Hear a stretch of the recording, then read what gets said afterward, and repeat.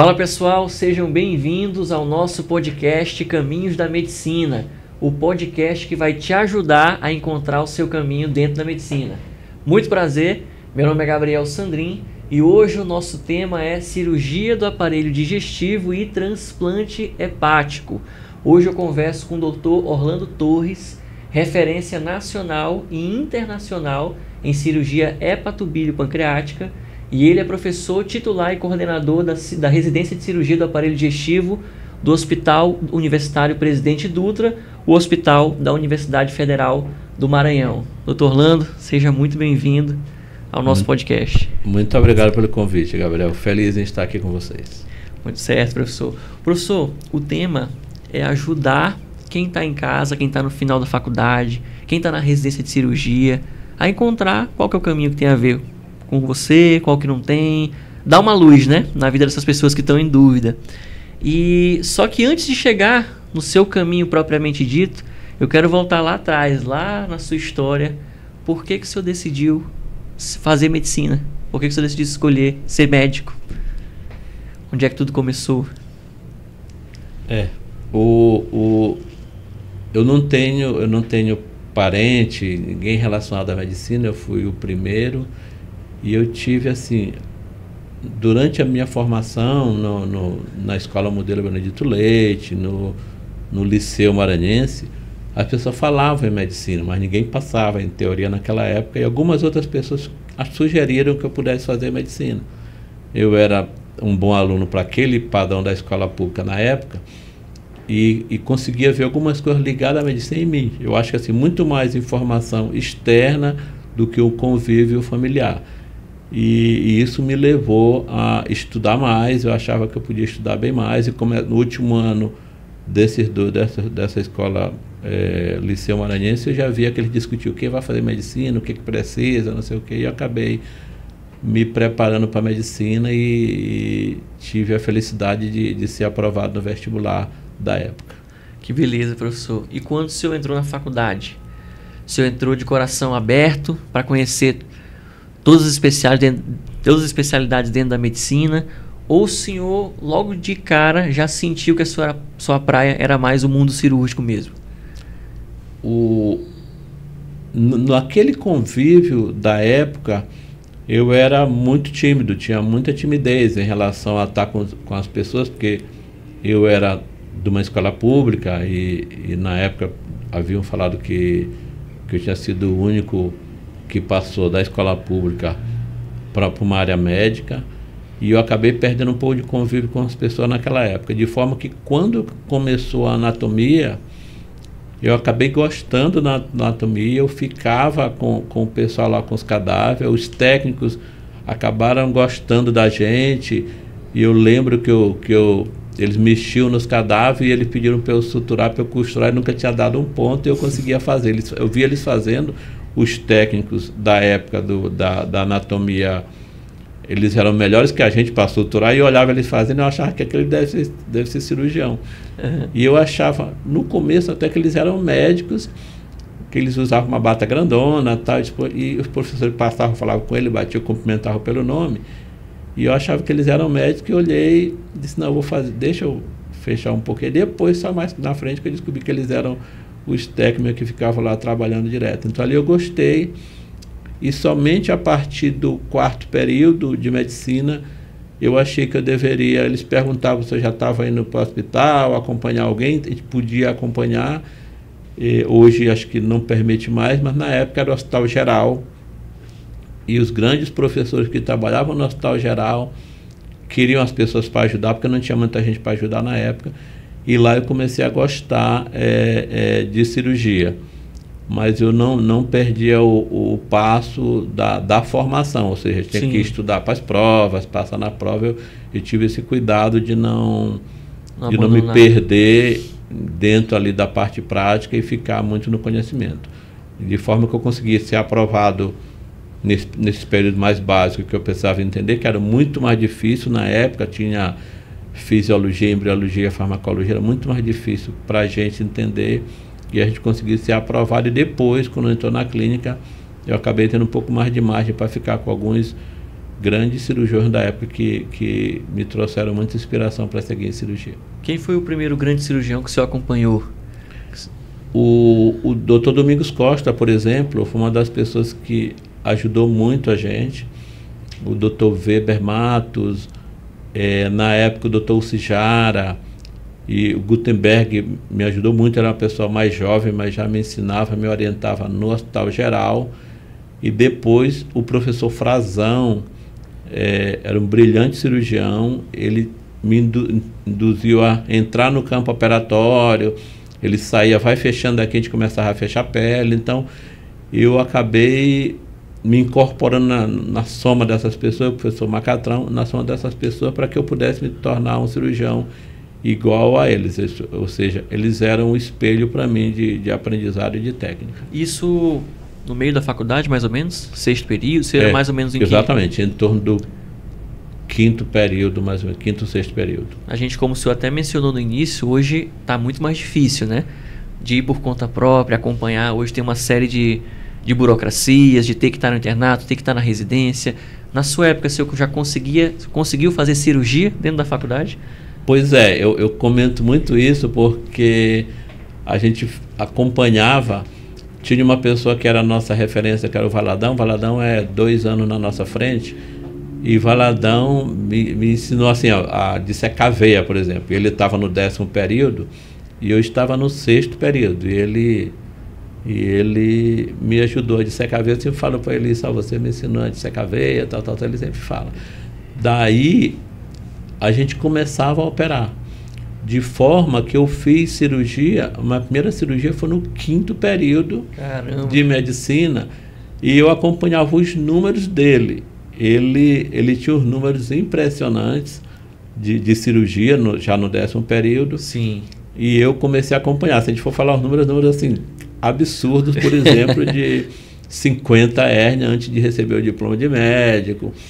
E aí eu tinha que passar esses números dele. Você já está na competição. Eu já era uma salutar, dizer, poxa, o Valadão fez não sei quantas hérnias. E o Valadão operava no Hospital Geral e no Hospital Centro Médico, que também era permitido o estudante, e ele no 10º já era um profissional praticamente, mas ele ficava com o carimbo dos staff, não sei o que. Depois eu comecei a pegar o carimbo de staff e a gente começou a entender. E de forma que ele fez acho que mais 3 ou 4 gastrectomias, eu fiz 8, ele fez não sei o que, eu fiz então tireoide, ele fez não sei quanto. Eu tentava se buscar e a gente encontrava, como eu ia muito para o hospital, acabei fazendo, de forma que eu consegui um ou outro número fazer maior do que ele. Virou o Cristiano Ronaldo contra o Messi. Pois é, então, era batia um número bem salutar. e ele já dizia assim, o pessoal já me chamava. Tanto que quando ele passou quando ele se formou, ele trabalhava em Zedoca e lá ele ganhava dinheiro, tá? E a gente não tinha, todo mundo liso. E ele foi na minha turma do 8º período ou 9º período. Diz, olha, eu quero que você vá trabalhar em Zedoca. Que a gente ia sexta à tarde, ficava sábado, domingo, voltava domingo à noite, chegava às 6 horas da manhã e já ia para a faculdade. E eu fui para Zedoca para ajudar, e depois ele saiu. E eu fiquei em Zedoca um período e fiz deu o emprego dele para o senhor. Pois é, aquele emprego de final de semana que era um emprego bom para a gente, bem legal. A gente recebia uma graninha ali para começar assim, se virar na faculdade, era muito legal. Eu fiquei uns 6 meses lá em Zedoca, mais ou menos, indo sexta-feira, voltando domingo à noite. Era bem interessante. Então a competição com ele nunca gerou rivalidade não, né, professor? Foi sempre Pois é, a gente conversa muito sobre isso, porque na época ele diz assim, depois assim, bons cirurgiões, ele dizia, nós temos bons cirurgiões, não sei o que. Aí um dizia, quem é melhor, A, B, não sei o que. A gente ficava rindo, porque a gente não tinha isso aí, porque a gente era muito amigo. E uma pessoa, eu gosto mais de dizer quem, eu acho que não sei o que é melhor, não sei o que. Isso criou uma sensação de rivalidade, gostosa, de rivalidade, que depois à noite que saía, eu, minha esposa, ele e a esposa dele, ia conversar, bater papo, porque o pessoal ficava sempre envolvido, achando assim, eles não se batem não. Acho que eles não se bicam. Todo mundo comentando, eles não se batem. Aí à noite, saindo junto, tomando vinho. Tá lá, exatamente, achando assim. e perdurou durante muito tempo isso, mas a gente acabou aprendendo bastante e ele quando a gente passou na faculdade junto para professor e acabou que a gente ficou junto criando os projetos dentro do hospital universitário para a melhoria do hospital universitário. Acho que isso foi uma coisa muito boa e que teve um convívio que até hoje perdura até hoje. O senhor formou, acabou a faculdade de medicina e já entrou direto na residência de cirurgia ou trabalhou um tempo como médico generalista? Como foi esse começo de vida de recém-formado? Eu me formei e passei na residência de cirurgia, mas eu fui chamado para o exército. Sim. Eu fiquei 3 meses aqui em São Luís e depois eles precisavam de gente no Amapá. É um local chamado Clevelândia do Norte. E aí estava eu e o outro amigo, Helder, e ele, por negócio de idade, ele era meu superior, porque no exército era bem redondo. Ele disse que no exército não existe nenhum soldado igual ao outro. Em alguma coisa tem um desempate que ele é numerado e nós não somos iguais. Então nós não éramos iguais, ele brincando, sempre dizia que ele era meu superior. E aí na hora de escolher, eu fui escolhido para ficar lá no Amapá. E lá eu passei 9 meses no Amapá, porque os primeiros 3 meses era aqui, depois eu fui para o Amapá. Gostei, porque tinha um hospital, um hospital de fronteira, e eu era o cirurgião mesmo, sem ter residência. Eu operava as urgências, tinha muita leishmaniose, muita coisa lá, a gente saía e eu fazia muita cirurgia. Eu fiz muita cirurgia apenas como médico lá numa cidade chamada Oiapoque. Eu fiquei lá e gostei, aprendi bastante. Eu acho que amadureci um pouco nesse período de convívio com o grupo lá no Amapá. E tinha um dentista que era do Pará, e tinha um outro médico que era de Minas Gerais, e tinha um farmacêutico que era do Rio de Janeiro. É bem interessante a gente convivendo lá no hospital, que eles chamam de formação sanitária. Sim. Um hospital pequeno, mas que atendia muita gente. E eu acho que eu gostei de lá. Experiência, né? Foi uma experiência boa para mim. Então, o senhor começou a carreira de cirurgião antes da residência de cirurgia? Eu comecei a carreira de cirurgião antes da residência de cirurgia. Foi muito, muito legal, porque ele já chamava, tem que chamar o cirurgião. Ele me chamava... Como cirurgião já. Eu não vou dizer que eu não sou cirurgião. E que isso tinha, de certa forma, uma influência lá, né? Porque todos que passavam na minha frente há um ano, né, já diziam que era um cirurgião. Aí pergunta, quem foi o cirurgião que veio para cá? Então, mas esse é o termo. Não foi nem o médico generalista. Ninguém pergunta quem é um médico. Aí saiu um rapaz, que eu acabei nem vendo, que ele saiu um dia antes, né? E aí eu cheguei...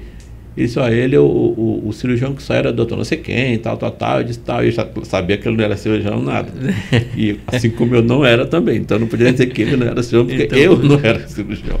De forma que eu aprendi que é possível exercer a profissão lá, e eu acabei, apendicite, hérnia, que eu tinha visto muita coisa lá, eu acabei fazendo isso e gostando, porque... muito trauma que tinha por lá, tal. Outro a gente mandava encaminhar, porque o hospital era pequeno, a cidade também era pequena. Sim. Mas a gente conseguia fazer alguma coisa lá no hospital, e eu acabei gostando desse convívio de 9 meses lá no Amapá. Só reforçando para a galera que está em casa, que não é para se formar e sair operando apendicite, não. É porque naquela época, se eu conseguia fazer uma base cirúrgica muito boa durante a faculdade, o que não é possível hoje, pelo menos em tese, né? Mas depois, quando acabou esse ano de serviço militar, o senhor meio que não tinha escolha, né? Tinha que ser cirurgião, já estava com rótulo. Acabou o serviço militar, eu tinha minha vaga segurada por direito, por lei, eu tinha minha vaga, ou seja, eu não fiz nova prova. Certo.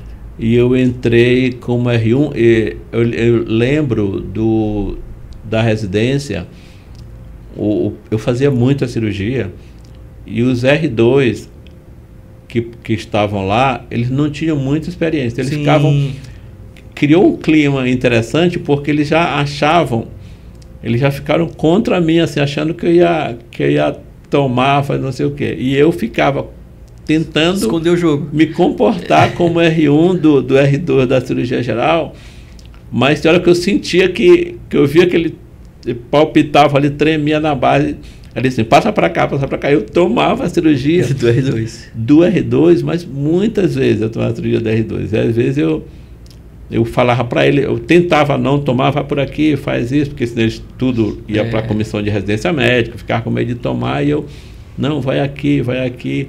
Aí eu tentava me contar, mas não, tá errado, tal. Aí, de forma que depois ele acabava deixando, eu consegui conviver bem com esses residentes que estavam lá, que eram 10 residentes R2 e nós éramos 10 residentes R1. Então, em vez disso criar um clima ruim, de rivalidade, de conflito, acabou que eles usaram o senhor para ganhar mais confiança, né? Exatamente, a gente acabou deixando... Posso ir por aqui, posso ir por ali? O próprio staff daquela cirurgia X, eles iam, Orlando, ajuda o pessoal. Ele pedia para mim... Dividir o serviço com o senhor, vamos dizer assim. Exatamente, eu vou embora, eu vou ali, não sei o quê, eu vou lá embaixo uma reunião com a direção, vou não sei o quê, ajuda os caras aí, porque ele sabia que ele já me conhecia de vários hospitais. O Hospital Dutra era um hospital que tinha emergência, o Hospital Geral, o Socorrão, então eu ficava nesses 3 hospitais. O Socorrão eu ficava todo domingo com o Gutenberg na emergência, então a gente chegava cedo. No sábado tinha o Calixto, o Leonardo, ficavam no sábado, eu ficava no domingo, acompanhando os staff. No sábado, na sexta-feira, é o Manuel Francisco, no sábado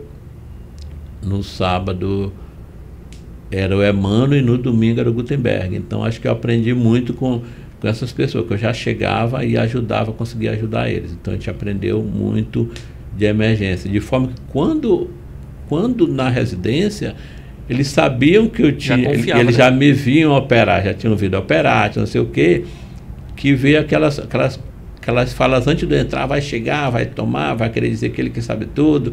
E isso já me fez eu me retrair e tentar segurar um pouquinho mais. Segurar um pouquinho mais, eu não posso incomodar, que eles podem levar meu nome lá para cima, ou não me dar mais nada, porque por direito era deles. Sim. E acabou que esse convívio foi muito salutar. Ah, que beleza, professor. Então, pelo que eu entendi da sua história, em nenhum momento o senhor teve dúvida se seria cirurgia ou outra. Você sempre foi puxado pela cirurgia. Ou em algum momento da vida, o senhor deu uma refletida. Pô, será que é cardio, clínica? Ou não teve esse momento? Na verdade, não teve, porque naquela época, um detalhe interessante, no internato, você podia trocar. Uma coisa que acho que não tem mais. Não, é obrigatório passar por todas as áreas. Obrigatório passar por todas. E a pessoa da Orlando, eu quero ficar na pediatria, eu vou rodar segunda-feira para cirurgia, tu pode ficar. A gente chegava e falava, pessoal, olha, ela não quer, minha amiga tal, não quer rodar na cirurgia. E quer que eu fique na cirurgia para ela. Aí eu fiquei assim, parece que 3 períodos na cirurgia, eram só 4 períodos. Eu fiquei 3 períodos na cirurgia e um período na clínica, e um período na clínica médica. Porque eu não fiz o período da obstetrícia que eu passei, fiquei 2 semanas depois, já me tiraram. E na clínica médica eu fiquei o período todo, mas também subia muito para o pessoal da cirurgia. E na época era permitido mesmo, acabou que eu não tinha dúvida. Agora eu não posso nem fazer outra coisa, que eu não sei pediatria, não. Tanto que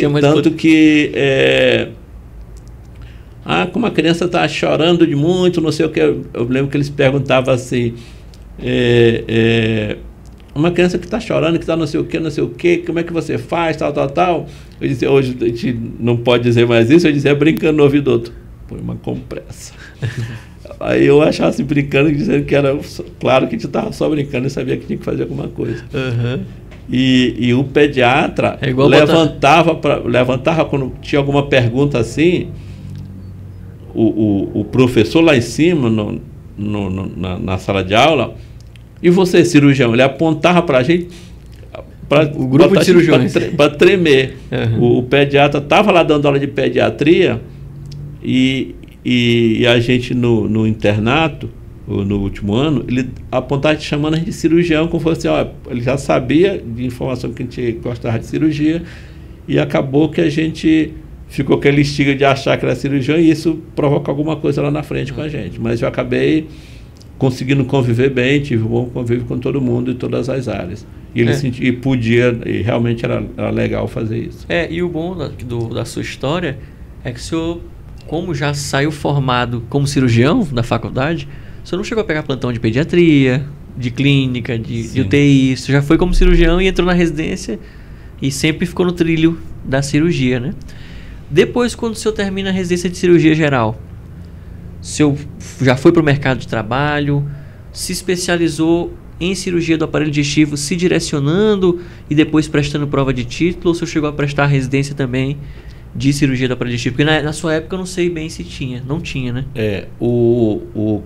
Quando eu terminei os 2 anos da cirurgia geral, eu acabei trabalhando, o pessoal precisava de gente, eu acabei conseguindo emprego no Socorrão, depois teve o concurso do Socorrão, e depois a gente criou a cooperativa, o Valadão foi o presidente da cooperativa, a gente criou uma cooperativa de cirurgiões chamada Cosima, que todos pediram demissão do concurso e conseguiram trabalhar e conseguiram pegar alguma coisa. Então a gente ficou lá. E eu operava também no Hospital Geral, e depois teve o concurso do Estado e eu passei. Depois de uns 2 anos, ou 3, eu peguei e fui para Curitiba queria fazer pós-graduação. Depois eu tinha passado no concurso para professor, com 4 anos de formado, eu acabei saindo da universidade. 3 ou 4 anos depois eu já tinha entrado na universidade novamente. Sim. E aí eu achei que eu precisava fazer pós-graduação, fazer mestrado, doutorado. Eu consegui em Curitiba. O professor Oswaldo Malafaia, ele me ajudou bastante. Eu consegui falar com ele num congresso, ele disse, e eu fui para Curitiba e fiquei no serviço de cirurgia do aparelho digestivo do Hospital de Clínica da Universidade Federal do Paraná, que era um hospital muito bom, muita gente boa, bons cirurgiões. Sim. E aí lá no hospital universitário, apesar de eu estar fazendo um mestrado, entendi, eu fiquei na cirurgia com o Júlio Coelho. O Júlio Coelho é muito conhecido, o Júlio Coelho já tinha livro e tal. Eu consegui me identificar com o Júlio Coelho, Malafaia, Marquezine, Campos. Aquele grupo era um grupo muito forte. E eu acabei ficando com eles nas cirurgias, me identifiquei muito com os residentes e consegui ficar 2 anos, um pouco mais de 2 anos em Curitiba. E depois o doutor Júlio deu uma documentação dizendo que eu fiquei 2 anos na cirurgia do aparelho digestivo. Como eu disse assim, é muito tempo que eu estava lá, e era uma aula, as aulas do mestrado eram muito pontuais, tal, então eu ficava o tempo todo com ele lá. E assim, como fosse um agregado da cirurgia do aparelho digestivo.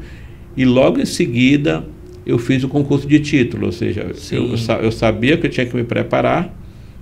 E o pessoal falou, você pode fazer o concurso? Posso, porque na época podia fazer se tivesse 2 anos, mais pelo menos 2 anos de geral, mais algum tempo de treinamento.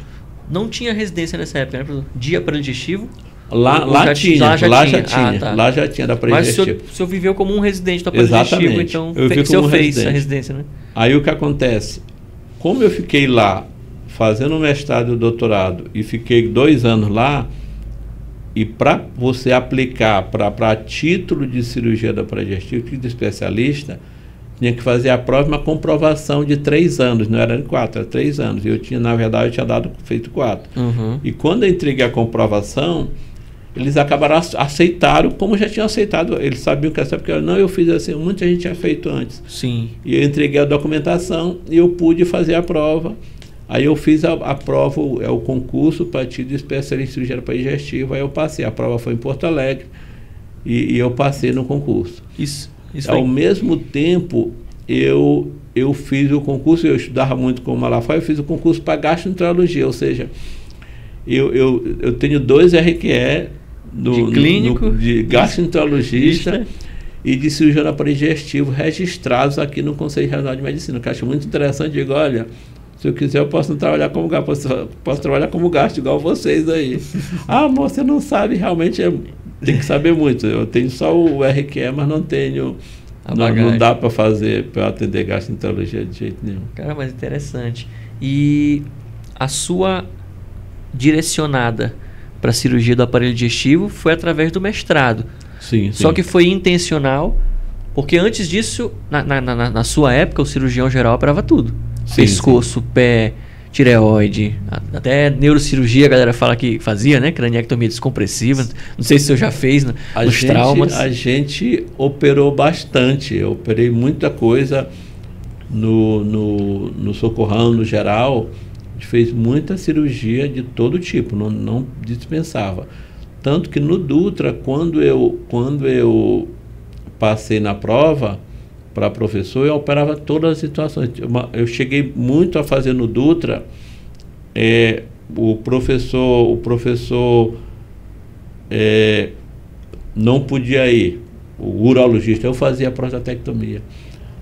O Ribamar Bicão, que era um pescoço famoso, não podia. Orlando eu pegava e fazia a tireoide dele. Às vezes ficavam 4 pacientes na visita, ficavam 4 pacientes pensando em ser operado. Um era um prócto, outro não sei o que, outro não sei o que. Aí eu pegava e eu fazia tudo, eu fazia um raspa. Eu cheguei a fazer, em um ano lá no Dutra, eu fiz 845, por aí, entre 800 e 900 cirurgias em um ano no Dutra, quando eu estava lá no comecinho, assim, porque eu pegava tudo e operava tudo que aparecesse. Tudo que aparecia. Aí, não, tem uma amputação, tem não sei o quê, que somando tudo era desse jeito. E no Socorrão a mesma coisa, eu operava tudo que aparecia na época do Socorrão. Então, como o senhor operava de tudo, o senhor se interessou mais nesse momento pela cirurgia do aparelho digestivo, ou o senhor gostava de outra área e o mestrado que lhe aproximou da cirurgia do aparelho digestivo? O mestrado ajudou bastante, porque o convívio com a gente lá foi todo do aparelho digestivo. Sim. O Júlio Coelho operava fígado via biliar, pâncreas e transplante. O Malafaia operava esôfago. O Malafaia era muito bom de esôfago. Ele que criou uma prótese chamada prótese de Malafaia na época. O Sérgio Brenner era um proctologista. Ele operava colo reto muito bem. Então o convívio era todo aparelho digestivo lá. E isso eu disse, olha, eu vou fazer isso aqui, porque isso aqui eu gostei. Lá que você descobriu a paixão pelo... Lá que eu descobri. E na emergência, eu atendia muito cirurgia vascular no Socorrão. Sim. Eu cheguei a comentar que o Socorrão, a emergência do Socorrão, me deu muita noção da cirurgia vascular que eu faço hoje, do transplante, da duodenopancreatectomia com ressecção de veia porta, não sei o quê. Sim. Porque eu fiz todas as artérias do corpo. Eu costumava dizer isso, porque lesão de subclávia, que era uma lesão de cirurgião sênior, e que você tinha que descolar a clavícula, não sei o que, rodar, eu fazia. Aí fazia femoral, fazia carótida, fazia tudo lá na emergência, porque tinha não tinha o parecer da vascular, não tinha que chamar a vascular. Era o cirurgião que tinha que resolver. Era você que tinha que resolver, e acabou que a gente aprendeu bastante. E a gente aprendeu muita coisa do Júlio Coelho, porque ele fazia transplante. Sim. E aí ele dizia, quer vir em madrugada, não sei o que, tá, um assistente dele, um residente, me dava a dica, eu subia ali a rua 15 ali no Curitiba e ia para o hospital, ia para lá. O frio atrapalhou muito assim minha desenvoltura, porque eu tinha muito sensível ao frio na época. Sim. A gente chegou a pegar menos 4 graus. E a gente vindo de uma terra quente, e aí para adaptar foi muito difícil. De forma que eu acabei indo para trabalhar com eles, assistir e tal, e depois eu peguei o ritmo e entendi um pouco mais do transplante. Nessa época você já acompanhou o transplante? Eu assisti vários transplantes em 1994 e 95. Foi ali que você entrou no seu primeiro transplante, lá em Curitiba. Eu assisti bastante transplante e tal, e ficava com eles, ajudava alguma coisa de cirurgia de banco, mas eles que faziam mesmo. Eu acabei segurando, mas eu gostei muito do transplante. E de lá, eu já falava para ele, pro Dr. Júlio, que eu ia fazer o transplante. Pronto. Olha, ele vai para o Maranhão fazer transplante no Maranhão. E isso ficou assim na minha cabeça. Na época não tinha condições, eu tinha que esperar um pouco até amadurecer a ideia de todo mundo. É isso que eu queria saber, porque essa consolidação de fundar um serviço de transplante foi recente, né? Foi há poucos anos, foi há 2019, 18? Não sei. Foi 2018, 2017. A gente começou antes o preparo. No ano 2000, o doutor Dominici, que é um gastroenterologista muito conhecido, uma pessoa muito querida nossa, ele falou que ia criar um núcleo do fígado. Sim. O seu núcleo do fígado tem 23 anos. Ele disse, eu vou criar o núcleo do fígado. E ele começou a falar, e disse assim, eu vou precisar de cirurgião. Aí eu disse assim, me bota. E aí apareceram 5 pessoas querendo ficar no grupo cirurgião do núcleo do fígado. Eu sei que no final todo mundo saiu, ficou só eu. E aí a gente começou a discutir caso de fígado. Eu disse, não, eu tenho que fazer alguma coisa para começar o transplante. Mas não tinha nada de base naquela época. 2000 teve que esperar até 2012, 12, para começar a mandar documentação para fazer isso aí. Eu sei que nessa época eu mandei, mas foi reprovado porque não tinha, realmente tinha que ser reprovado porque não tinha gente. Sim. E só foi aprovado em 2017, em agosto ou setembro de 2017 foi aprovado, credenciado, e a gente fez o primeiro em 2018, o primeiro transplante hepático. Cara, que maravilha. Eu lembro, eu estava na residência na época que aconteceu, foi o histórico, né? O primeiro transplante histórico do estado do Maranhão. Então é engraçado que o senhor, quem coloca essa semente lá no seu coração é o Dr. Júlio Coelho, lá em Curitiba. E o que eu vejo, professor, é que muita gente se apaixona pelo transplante vindo do aparelho digestivo, cirurgia hepatobilipancreática, e chega lá no fígado, no transplante, né? O senhor parece que foi meio que o inverso. Eu não sei se foi isso mesmo. Pois é, eu vi muito. Eu lembro que eu fiz uma duodeno. Assim que eu cheguei em São Luís em março de 95. Eu pisei em São Luís em março de 95, voltei para a universidade. Quando foi no dia 27, 28 de março, apareceu um tumor de duodeno num paciente de 80 anos, 82 anos, e eu disse que eu ia operar. Aí, bem novo, o pessoal começou a brincar, eu deixei internado, acompanhei, aí alguém falou, é Dr. X que vai operar, falando outro cirurgião mais famoso. Eu disse, não, sou eu mesmo. Ele vai entrar contigo, não, sou eu mesmo que vou fazer. Então, aí eu fiz uma duodenopancreatectomia em 1995, num paciente de 82 anos, e o paciente saiu super bem, porque era um paciente do Dr. Dominici, ele pediu para olhar e saiu bem. O que acontece? Eu peguei e eu no convívio com o Júlio Coelho, ele escrevia muito, ele escrevia e publica, ele tinha mais de 400 trabalhos publicados na época, e vários livros, e aí eu decidi escrever um relato de caso, daquele caso, duodenopancreatectomia no paciente acima de 80 anos. Eu publiquei e tá até hoje, eu tenho esse artigo até hoje, mas como se fosse assim, eu vou guardar isso aqui quando falarem de alguma coisa em relação à duodenopancreatectomia, eu mostro esse caso que eu fiz há muito tempo atrás. Daí eu comecei, aí eu fiz fígado, eles operavam muito fígado, eu fiz fígado também já em março, eu fiz um fígado em março, eu fiz uma hepatectomia, na época era um adenoma hepacelular grande, um adenoma de uns 8 centímetros, a gente fez uma hepatectomia direita no hospital universitário, e aí como a gente começou a discutir, aí eu escrevi também esse caso, ou seja, não era nada de anormal, mas eu botei só para como fosse registrar, não é raro, né? Não é caso raro que todo mundo faz. Aí eu botei para registrar os 2 casos, para dizer que a gente tinha feito essa cirurgia na época no duto. E depois a gente começou a atender todo o aparelho digestivo, mas já com uma veia para fígado, pâncreas e veia biliar. Entendi. E nesse momento que começa a surgir a sua veia de publicações. Sim. Porque todo mundo pensa que cirurgião é só assistência, não tem ensino, não tem pesquisa. E o senhor, ao contrário, não deixa de ser um cirurgião de 100% de prática, de assistência, mas você também conseguiu alimentar esse pilar de publicar, e é isso aí que foi, talvez, de fato, lhe consolidando como uma referência, né? De âmbito nacional, internacional, começar a escrever livros. E isso, pelo visto, não foi intencional, né? O senhor meio que armazenava. Sim. O que a gente identificou na época era que as pessoas eram muito técnicas. Sim. E valorizavam muito a técnica, de forma que dava a impressão que esse era o caminho ideal para eles. Mas só que se você não, para aquelas cirurgias, para a colestectomia, por exemplo, você não precisa estudar muito, pode tocar uma colestectomia.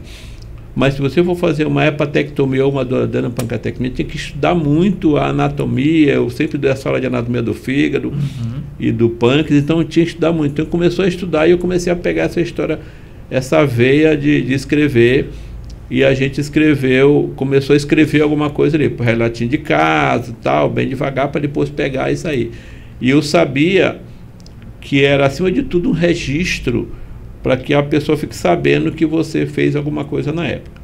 Sim. De forma que... Você já tinha essa visão, né? Exato. De forma que quando a gente terminou o mestrado, a gente entendia um pouco de escrever um trabalho científico, de ler um artigo e tal, e a gente achou que era capaz de escrever alguma coisa a mais. E a gente começou o doutorado em seguida, a gente defendeu o doutorado em 1997, o doutorado e a livre docência a gente defendeu em 2000. De forma que quando a gente começou a entender isso, achou que era fundamental escrever para ter visibilidade. Sim. Eu lembro, quando eu cheguei em Curitiba, ele dizia assim, quem é o cirurgião lá? Quem é o cirurgião de lá? Não sei o que. Na época, mais do que hoje. Sim. Eles achavam que era mato, mas que tinha índio e tal. O índio ia no hospital, andava na rua de carro, de bicicleta. Achavam que tinha muita coisa no nosso... Não, a cidade Sim. é maior do que isso aí. Não sei o que, eu tinha que explicar para eles. Sim. Mas é porque as pessoas não escreviam. E eu ia tentar provar Entendi. que tinha um cirurgião lá. Então eu procurei ver se eu achava algum artigo do cirurgião. Não achei. Para dizer que é o cirurgião tal, doutor tal, eu falava, doutor não sei quem, não conheço. Então eles não conheciam, e eu digo, tem que conhecer, porque a gente tem que começar a escrever. E a gente começou a escrever e começou a estudar muito para fazer cirurgias complexas. Então, estudava muito e entrava em muita cirurgia complexa, e depois que eu fiquei nesse período em Curitiba, eu achei que eu tinha que fazer alguma coisa dessa área, fora do Brasil. Engraçado. Então a sua intenção nos registros era de trazer a visibilidade, né? Falar, a gente também faz, a gente também tem cirurgião. Exatamente. A gente não é deserto, não é mato, como vocês pensam. Mas isso aí acabou tendo uma consequência que eu acho que pouca gente consegue fazer hoje em dia, que é fazer o senhor ser uma referência nacional sem sair da sua região. Sim. Um detalhe interessante, quando a gente começava a entender alguma coisa de cirurgia e via alguma coisa de cirurgia complexa, em que começou a tentar fazer coisas diferentes e mostrar coisas diferentes, mostrar uma experiência de lesão iatrogênica da veia biliar, porque aqui tinha muita lesão iatrogênica da veia biliar. Sim. Eu comecei a documentar, fotografar, fazer pequenos vídeos, começar a apresentar, então me chamavam para falar alguma coisa aqui no Maranhão de lesão de veia biliar, tal, mas ninguém me chamava para falar, tipo, essas cirurgias complexas, eles não falavam. Sim. De forma que a gente tinha que escrever, tinha que entrar na sociedade, porque pouca gente entrava, colégio de cirurgiões, colégio de cirurgia gestiva, e a gente sabia que isso ia ajudar a gente a criar mais visibilidade para o nosso estado. O senhor meio que foi o cara que desmatou o caminho da cirurgia hepatobilipancreática de maior complexidade aqui no estado do Maranhão, né? Para poder ter embasamento, ter relatos, ter experiências, ter técnicas escritas. E mas pode falar, você ia falar alguma coisa. Quando a gente começou a discutir o que dava para a gente fazer por aqui, eu lembro que a gente trouxe um amigo nosso de Curitiba, que hoje mora na Suíça. Ele veio e me trouxe um negócio muito interessante. Ele falou uma frase para mim que eu não esqueço. Ele chegou aqui no Maranhão, eu pedi para ele fazer ele fez uma hérnia pela técnica Liechtenstein. Eu acabei sendo o primeiro também a fazer Liechtenstein no Maranhão. E ele gostou da cidade, deu uma aula, mostrou não sei o que. Ele disse assim, uma frase bem interessante, assim: Orlando, eu gostei do Maranhão. Aqui tem tudo por fazer. Eu não sei se eu chorar, porque ele quis dizer que não tem nada. Ou eu digo, poxa, então tem muito campo. Ele disse assim, na Alemanha, em Curitiba, está tudo, os protocolos, tudo pronto, ninguém vai criar nada. Então, ele quis dizer, olha, eu não estou te ofendendo, não estou ofendendo o teu estado. Eu estou dizendo que está em branco, que tu pode escrever o que tu quiser, porque aqui tem tudo por fazer. E aí eu digo, poxa, tá faltando tudo aqui, eu vou chorar aqui. Ao contrário, ele quis dizer que dava realmente para fazer alguma coisa, dava para você fazer isso, dava para fazer aquilo, criar um protocolo disso, que era não sei o que. A gente começou a discutir isso a partir dessa visita dele. E depois eu fui conversar com ele, depois eu fui para Würzburg, onde ele está morando, ele morava na época, e a gente começou a aprender bastante coisa com ele. E é nesse momento aí que o senhor começa as suas trajetórias internacionais. Sim. Para poder aprender cirurgia hepatobiliar pancreática. Porque o senhor não tinha referência de quem soubesse aqui fazer bem vias biliares, pâncreas, fígado, então você foi caçar fora. E aí como o senhor teve ele foi o primeiro cara que ele tirou do país para o senhor poder ver essa imersão de cirurgia em outros lugares? O cirurgião do Maranhão, eles tinham formação fora e eram muito bons tecnicamente. Eram brilhantes cirurgiões, mas assim, eles operavam tudo. O que deixa uma margem para você não ter um foco. Então, existia o cirurgião que fazia cirurgia oncológica, ele era um brilhante cirurgião, extremamente habilidoso. Aí ele operava fígado, operava pâncreas, mas operava uma mama com maestria, esvaziava uma axila, fazia não sei o que. Ele operava muito, olhava ele, era muito técnico realmente. Quem era esse cirurgião, professor? Quem era esse cirurgião? O professor Macatrão. Sim. É brilhante cirurgião, um grandes cirurgiões que eu vi operar. Ele era canhoto, inclusive, habilidoso, impressionante. E aí eu entrar em cirurgia com ele, eu via que ele operava tudo. Mama ele que operava, não sei o que, ele operava, a parte ginecológica ele operava, porque ele aprendeu muito no INCA, ele formou no INCA, e operava tudo. Mas assim, eu achava que dava para operar uma parte, e ele operava fígado bem, pâncreas bem, mas assim, era muito... A gente achava que na época... aprofundar mais, né? Na época, assim, ele operava com muita propriedade, ele era brilhante, e eu digo, poxa, dá para fazer isso aí. E eu olhava, ele, olha, isso aqui eu quero fazer, isso aqui eu não quero. Sim. Tipo mama, esvaziar axila, tal, ele fazia tudo. Engraçado. Não, isso aqui eu não quero. Aí eu digo, não vou pegar isso aqui. E vou concentrar minha carga horária com isso aí que talvez vai ajudar a gente. Então, todo mundo gostava. Eu era admirador e continuo sendo admirador dele pela capacidade que ele tinha de fazer essas coisas. Tudo bem e feito, mostrar para a gente. Eu olhava ali. E o doutor Domingos Costa, que operava muito bem também. Ele operava no hospital público e no hospital privado. Todo mundo só queria operar com ele porque ele era muito conhecido. E a gente acabou pegando também um pouco do que o doutor Domingos Costa tinha para oferecer de conhecimento. A gente aprendeu também bastante com o doutor Domingos Costa.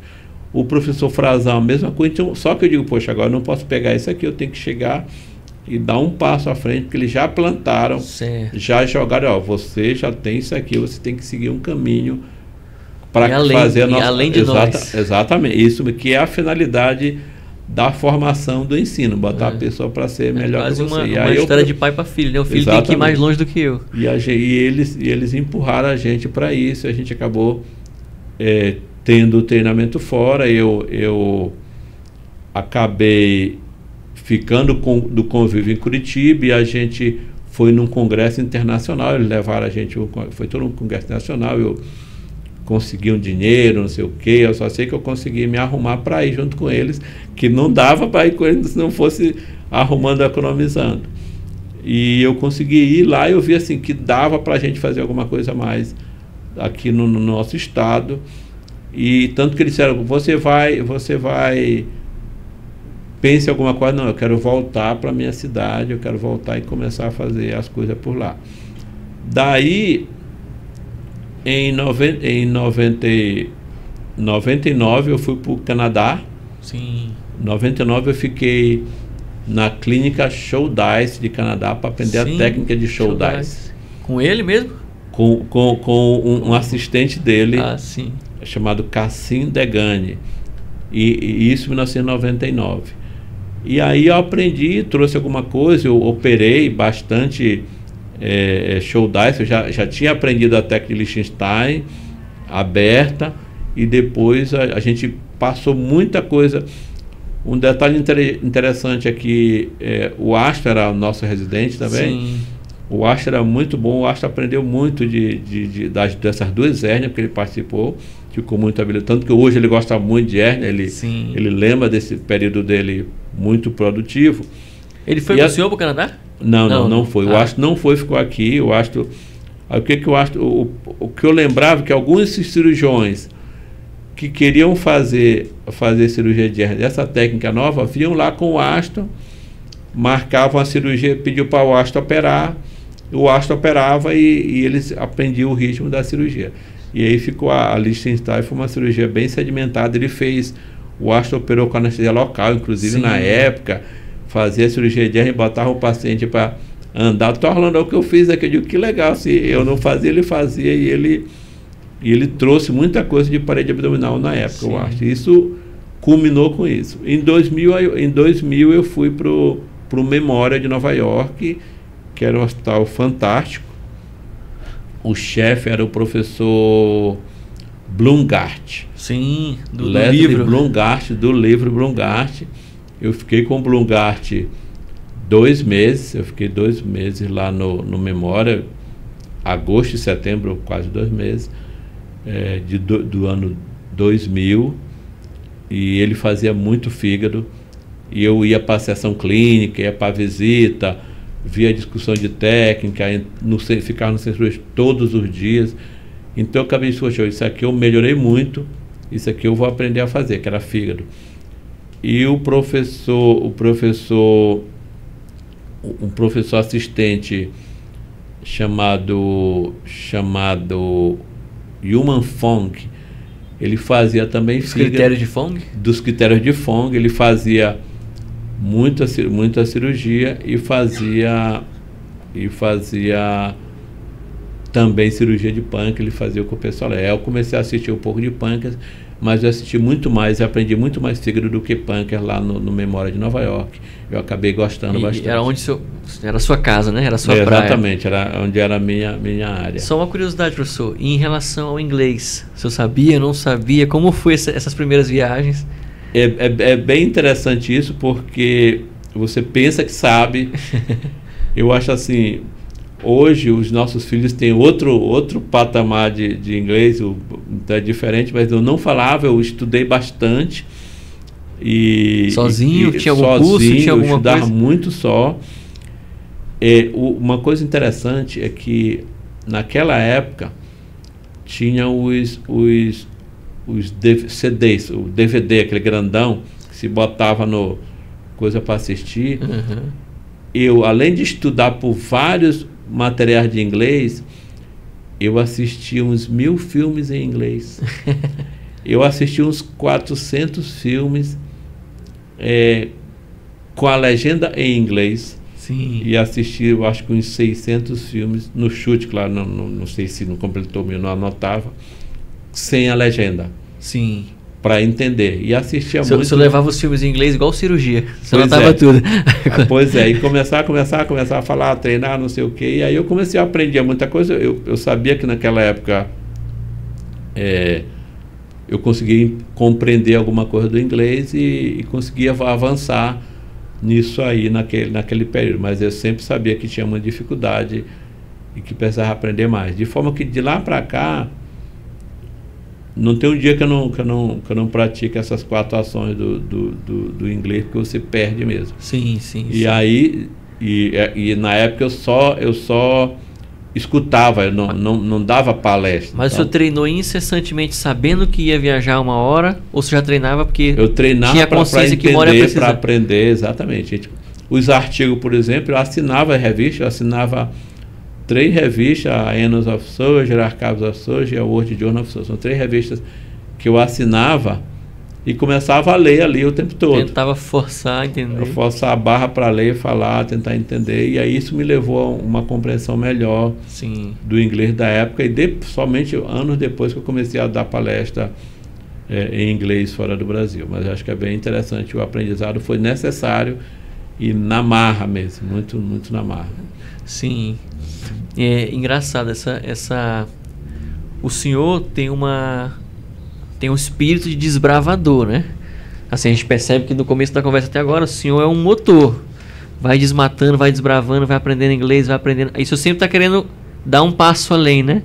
Não cansa de buscar um conhecimento a mais para trazer, para fazer acontecer na sua região, para fazer a sua região ser exponencial. Aí eu vou entrar num detalhe, talvez, não sei, em relação à vida pessoal. Essa carreira incessante da cirurgia não atrapalhou? A família não cobrou? Os filhos, a esposa não pegou isso? Eu lembro, eu tinha essa viagem programada no ano 2000 para o Memorial de Nova York. É um negócio assim, triste, porque assim, eu lembro muito bem que minha filha tinha 4 anos, eu ia fazer 4 anos, que ela nasceu em 96, e ela, na semana que eu ia viajar, ela adoeceu e foi para o hospital. Ela internou e minha mulher acompanhou, não sei o que, Rosemarie, e disse assim, eu vou largar. E tinha uma pediatra que era da minha turma, chamada Cláudia, que eu pedi para ela, Cláudia Nunes, uma pessoa maravilhosa, que eu pedi para ela olhar, acompanhar, tal, não sei o que. Mas não falei nada para ela, né? E aí minha mulher falou para ela que eu ia viajar. Mas eu não estava lá. E aí eu digo, poxa, e eu já estava pensando em cancelar a viagem para Nova York por conta dela. Foi quando Cláudia falou para mim, olha, pode deixar comigo, não suspende a viagem, que tu tá tranquilo, vai dar certo aqui. Eu viajei com dor no coração, porque eu sabia que isso ia acontecer alguma coisa. Então, eu acabei não falando isso depois para ela, depois de grande, mas ela ficou, mas só que ela era alguma coisa respiratória, que é comum na criança, e ela acabou resolveu bem, e no segundo ou terceiro dia que eu estava no estádio, ela já tinha tido alta, inclusive. Sim. Então foi uma coisa que doeu na época. Um momento... Essa é uma parte de peso mesmo que aconteceu. De abrir mão da filha para poder buscar o propósito da cirurgia. Eu sabia que aquilo ali podia mudar alguma coisa na minha vida, mas sabia que eu podia também me arrepender muito de acontecer alguma coisa pior, de ficar mais grave e tal, e eu estar lá. E teoricamente, você que imagina, pensa que a pessoa está na coisa boa, vivendo bem, não sei o que. E não era verdade, porque a gente tinha que ralar ali na época. Na época de coisa. Porque então, a gente percebe que quem são os pioneiros de uma revolução, no caso da cirúrgica, né, aqui do nosso estado, revolução dentro do aparelho digestivo, da hepatobilipancreática e do transplante. Então o senhor fez parte de todas, né? Assim, se for para pensar, o senhor foi trazendo mais conhecimento aprofundado de hepatobilipancreática de forma geral, e aí a galera começou a aprender, novos cirurgiões chegando de outros lugares. O senhor traz do transplante hepático, mas eu fiquei pensando nisso. Por ser pioneiro, tem um desgaste, né, professor? Um preço. Mental, físico. E quantas vezes isso não tocou no senhor? Pô, será que não é melhor eu dar uma freada? Tem necessidade de eu estar nesse pioneirismo o tempo todo? Isso mexeu com o senhor em algum momento? Esses pensamentos passam na sua cabeça? Ou... Pois é, eu tinha uma carteira que dia 31, todo 31 de dezembro, eu escrevi umas coisas na minha carteira, no papel, botava na carteira e fazia, eu sou religioso, eu sou católico, e fazia minha oração 31 de dezembro, entre 10 da noite, 11 da noite, até meia-noite, eu fazia uma oração e botava na minha carteira aquele papelzinho, dizendo coisas assim, tipo, ser professor titular, por exemplo, não sei o que. Então eu botei várias coisas dentro da minha carteira e que eu tirava e não olhava. Eu não olhava mesmo aquele papelzinho. Ele era bem dobrado e ficava... Na época tinha um zíperzinho, a carteira tinha um zíper, botava no zíper ali e esquecia. E só ia olhar dia 31 de dezembro. O que eu pedi ali, e se eu conseguir, para já pedir outra para começar a avançar. Então, uma das coisas... Eu anotei 3 coisas na época, não foi, evidentemente, em intervalo diferente de tempo, que era ser professor titular, que era escrever um livro e que era fazer transplante hepático. Eu tinha botado essas 3 coisas de, poxa, escrever um livro, será que eu consigo escrever um livro? E eu vi Júlio Coelho escrevendo o livro e, poxa, é complexo. De forma que eu botei, com certeza não botei as 3 de uma vez, eu botei, em algum momento eu pulei para o outro, E o tempo passava e eu achava que ela parecia não concretizar essas coisas. Sim. Mas muitas outras menores acabaram concretizando, tal, de fazer alguma prova, de passar não sei o quê, de me dedicar não sei o quê, então acabou acontecendo. E isso aí me deixava pensativo de, será que vai dar certo a gente ter que entender que precisa se preparar para aquilo? Então eu me preparava para tentar resolver aquilo ali. E eu acho que foi uma coisa que deu certo.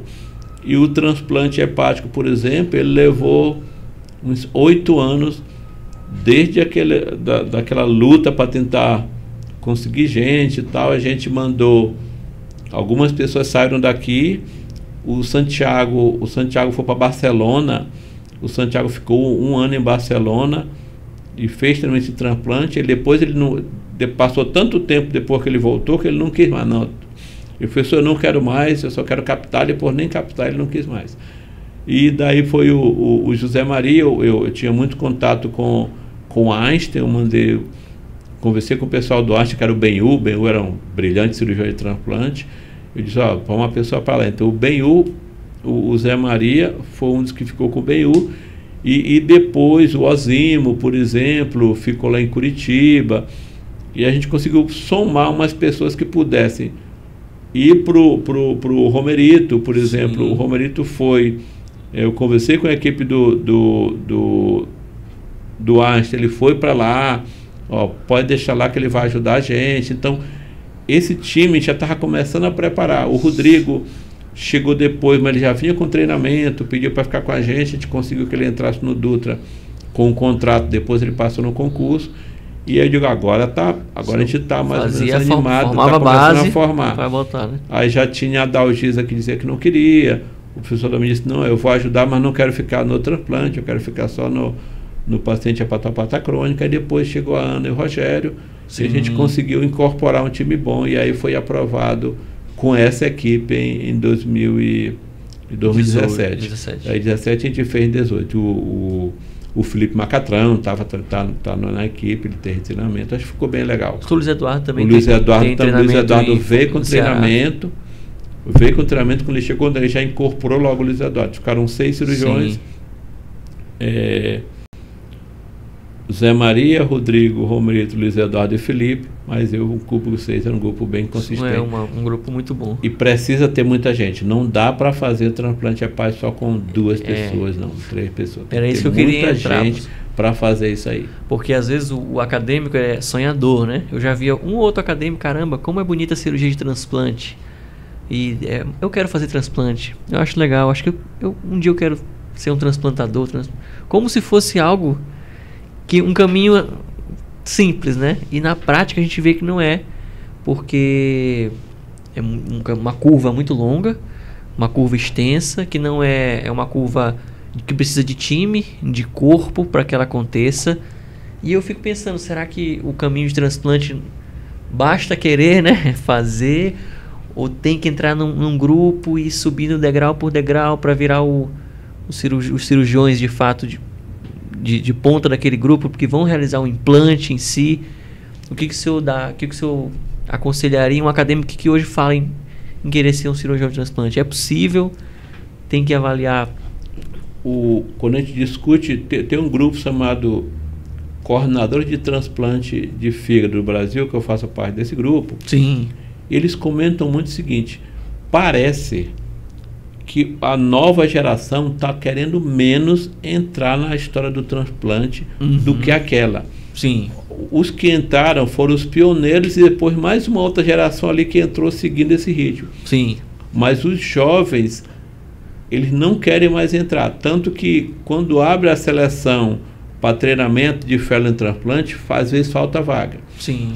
A gente tem uma pessoa nossa fazendo lá no Einstein agora, que é o Jaldo. O Jaldo foi nosso residente de cirurgia geral, muito bom. Ele está com o Marcelo Bruno lá no Einstein, o Marcelo Bruno é amigo nosso, mas não tem muita gente. Eu digo, bota o Jaldo. Ele abriu o edital para uma vaga, me mandou não sei o que, tal, não sei o que. Eu achei que, deve ter 20 pessoas, eu vou ligar para ele. Digo, Marcelo Bruno, tem o Jaldo aí que é muito bom, tal. Eu só sei que ele passou e tinha pouca gente. Ou seja, não tem muita gente querendo por conta do transplante cadavérico, que ele não tem hora para acontecer. Sim. Tira muito a parte familiar.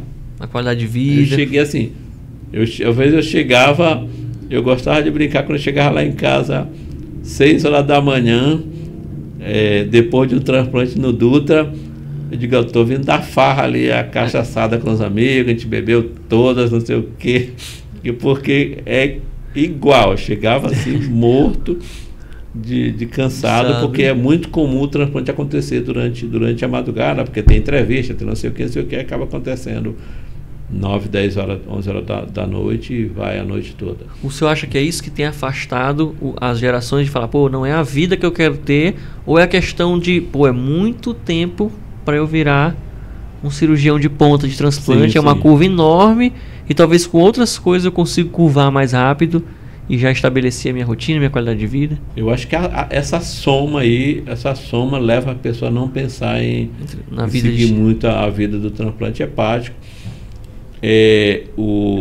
A remuneração do transplante está defasada, tal, então as tabelas são muito antigas, o valor tá muito baixo para as equipes, então a pessoa acaba não querendo mesmo. Sim. Você acaba fazendo muito porque gosta, porque quer iniciar, quer ter o pioneirismo e tal. Mas depois a gente começa a sentir isso, que muita gente acaba saindo.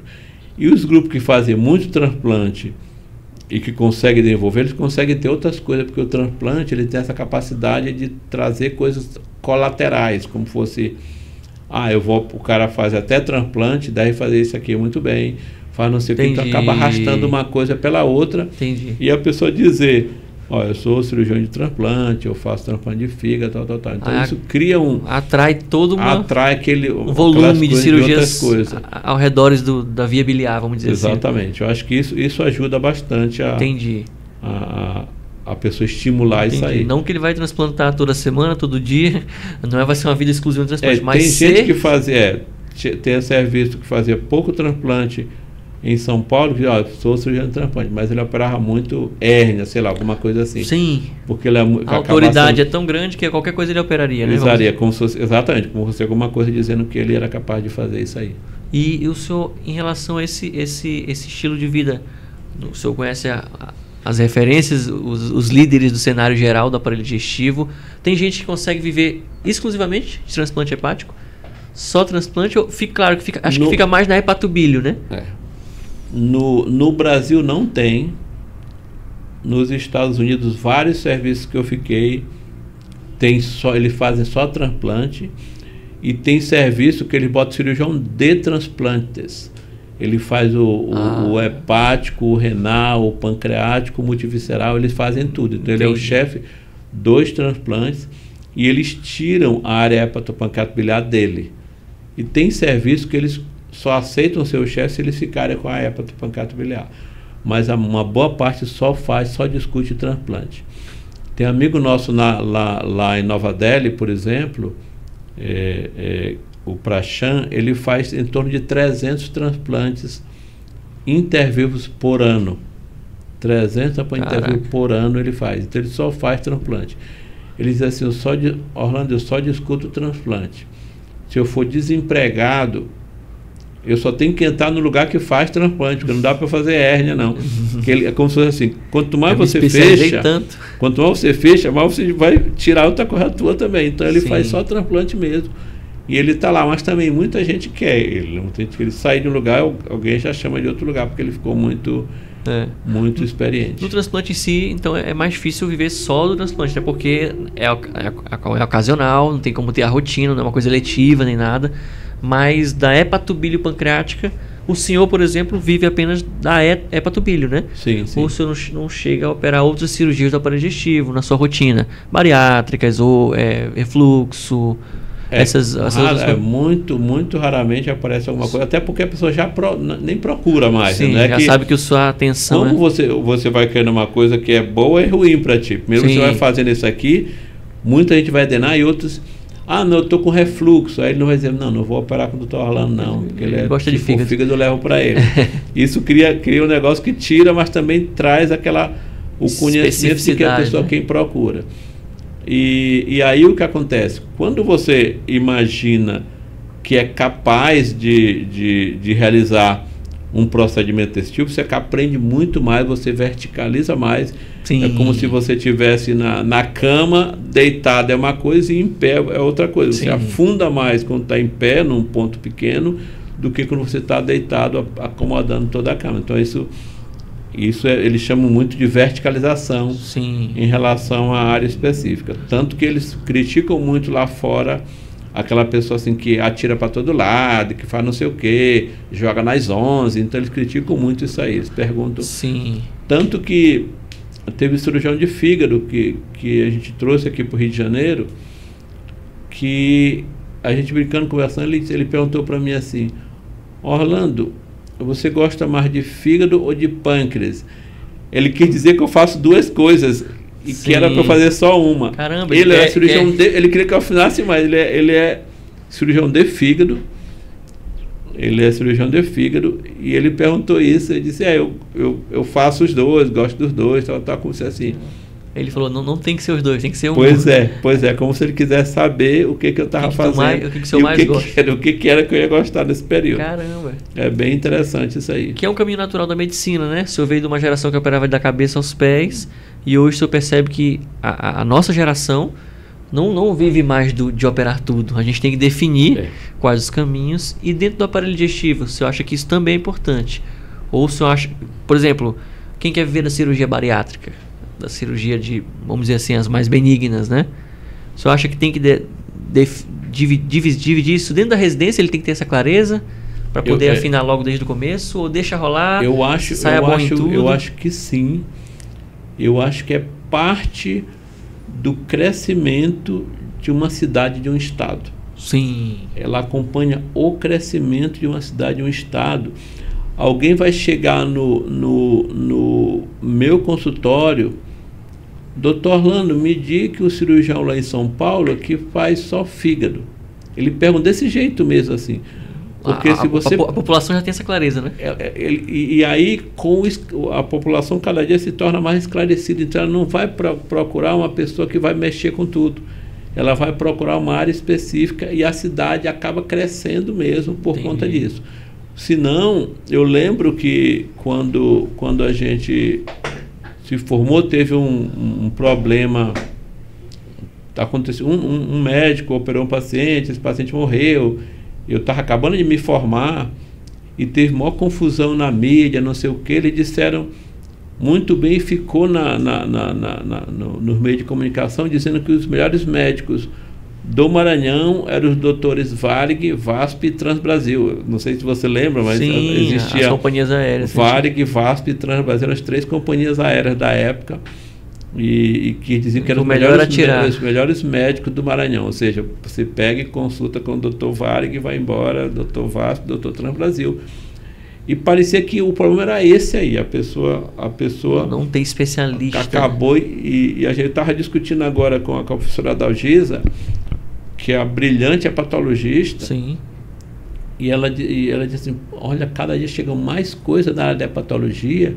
A gente tem que acompanhar e fica mais difícil. Cada dia sai mais publicação, mais coisa nova, mais não sei o que, trata, não trata. Então, a discussão para uma... E ela faz hepatologia. Imagine alguém que faz gastroenterologia toda, doença inflamatória intestinal, faz refluxo, um clínico que vai entender não sei o que. Então, ele vai pegar muita coisa na gastroenterologia. Então, sim, há uma tendência nos locais desenvolvidos de ter essas áreas específicas. Então, eu acho que é muito importante para uma cidade trazer especialistas para desenvolver a medicina daquela região, né? Eu fiquei no hospital lá na Coreia do Sul, no Asan, o Asan Medical Center. Eu fiquei uma semana com o professor Kim. Ele faz 8 a 10 hepatectomias por dia. Caramba! 8 a 10 hepatectomias por dia. Então é muita cirurgia de fígado. E ele só sabe operar, que ele sabe tudo de fígado e opera todo dia aquilo ali. O pâncreas já é desconhecido para ele. Aí para ele nem discute, que é do lado. Ele nem discute pâncreas, que é do lado. E daí, quando você vê aquele... Aí eu fiquei também em Heidelberg. Heidelberg é o principal centro de pâncreas é chamado Centro Europeu de Câncer de Pâncreas, que eles fazem 900 pancreatectomias por ano, que dá em torno de 5 por dia. Eles faziam 4, 5 Whipple por dia. E eu fiquei uma semana também em Heidelberg e vi que você aprende muito, que é uma imersão. Você entra e vê toda a sessão clínica desse jeito. A sessão clínica em Oslo, na Noruega, eu fiquei em Oslo. Onde é que está interessante? Eu fiquei em Oslo no pâncreas e a sessão clínica, e eu discuti 14 casos. Aí eu brincava com o rapaz, sabe qual é o próximo caso que eu vou discutir? Um câncer de pâncreas, quer ver? E era 14 casos de câncer de pâncreas no serviço de pâncreas da Noruega, na sessão clínica. O tumor board que a gente tem, aquilo era tudo. Agora a gente começou a discutir muito o tumor board mais quebrado. Hoje já tem um tumor board gastrointestinal, tumor board da urologia, da mama e tal. Sim. Nos hospitais privados a gente consegue discutir coisas mais quebradas, que essa é a tendência. A tendência e mundial, certamente, né, vai chegar um momento em que você vai ter que fazer uma área específica para poder sobreviver numa cidade em evolução. E isso também deixa a rotina do cirurgião mais sustentável, né? Sim. Porque o seu estudar só uma coisa é mais confortável do que o seu ir de um mundo para o outro. Você vai para o estômago, aí você vem para o fígado, vai para pâncreas, via biliar e cólon. Então você começa a desgasta, né? Estressa. Se eu verticalizar, claro que existe o risco de não lhe procurarem por outros motivos e perder talvez um pouco e nem perde espaço, porque como você se torna referência, acaba vindo drenando mais, né? Compensa. Mas acaba que eu acredito que é não só uma do ponto de vista de estudo mais sustentável, estudar uma coisa única, né? Mas talvez até de rotina de trabalho. Se eu tenho mais previsibilidade, se eu domina mais aquela cirurgia, consegue ter mais qualidade de vida, fazendo só um tipo de coisa, né? Eu lembro quando eu fiquei em Curitiba, tinha um hospital lá em Curitiba chamado Pequeno Príncipe. Sim. Eu não esqueço, porque o Pequeno Príncipe, tudo que você imaginava, ele tinha pediátrico.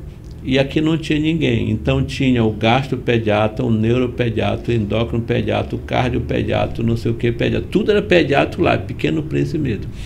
E eu fiquei imaginando que se tu tem uma filha de 2 anos, 3 anos, que tem alguma coisa ginecológica, não é interessante tu mandar para o pediatra de adulto e nem o pediatra geral e nem mandar para o ginecologista de adulto.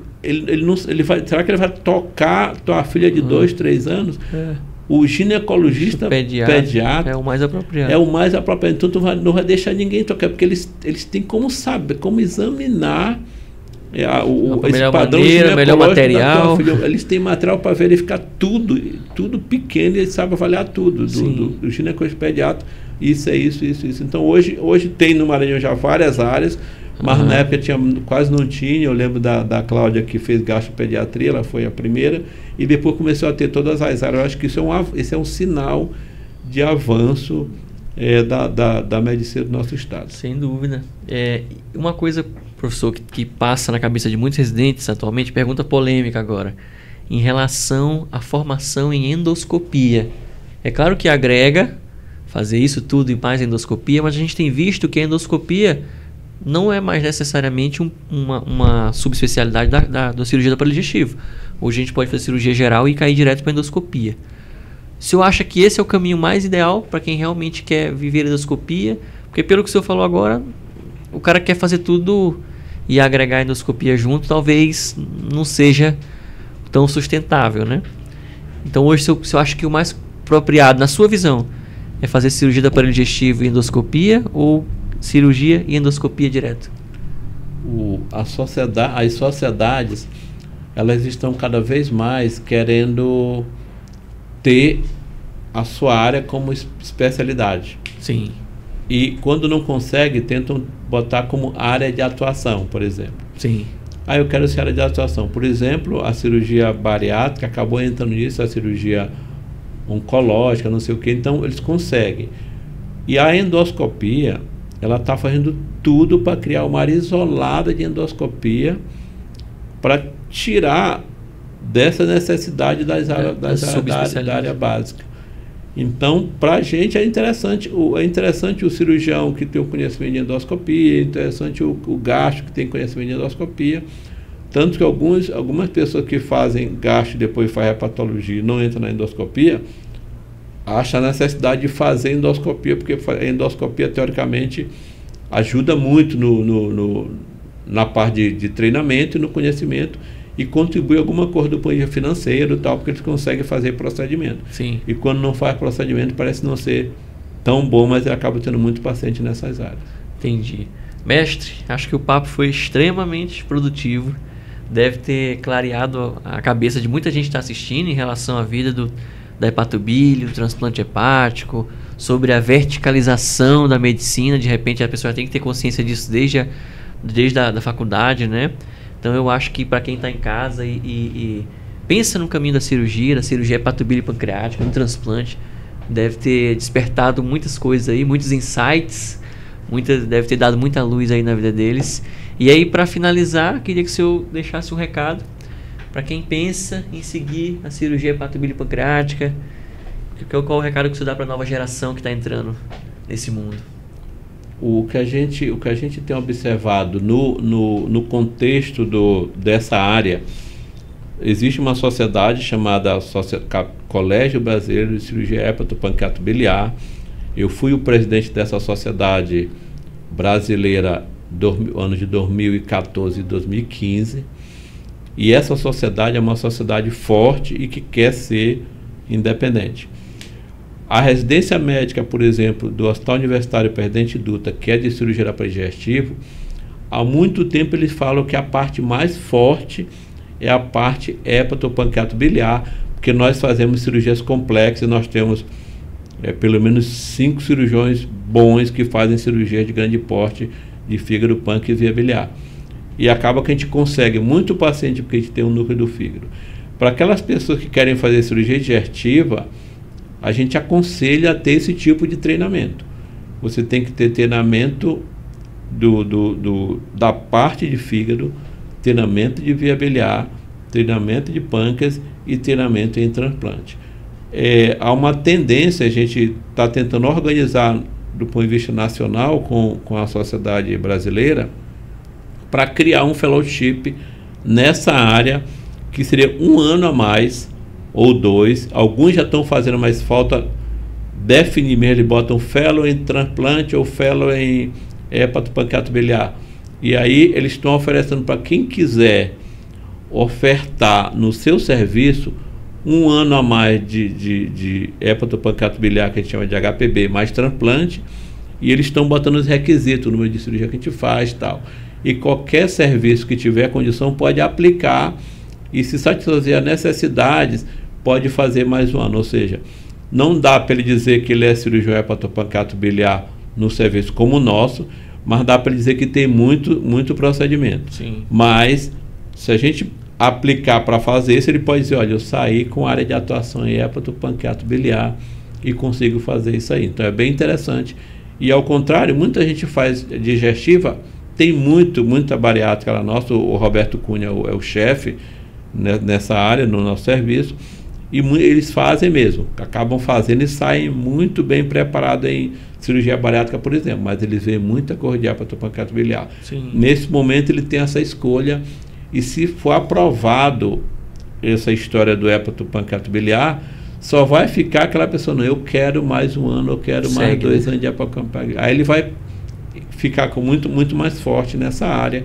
E eu acho que o Brasil precisa, porque tem muito lugar do mundo tem isso, eu acho que a gente precisa seguir com esse objetivo de tentar fragmentar um pouco mais a nossa área e formar melhores profissionais para o nosso estado. É isso. Mestre, foi uma honra ter você aqui no nosso papo. Você que é uma referência, que é um desbravador, um pioneiro do mundo cirúrgico, do mundo médico, sem dúvida uma referência para o nosso país, uma referência internacional. Então para a gente é uma honra muito grande. E agora a gente consegue aí com esse podcast eternizar a sua história. Está gravado agora como o senhor começou, suas decisões, suas grandes referências, e a gente espera que suas mensagens tenham impactado muita gente aí em casa. E a galera que está em casa, não deixa de se inscrever também no canal, deixar o like. E é isso. Um grande abraço a todos e até o próximo episódio.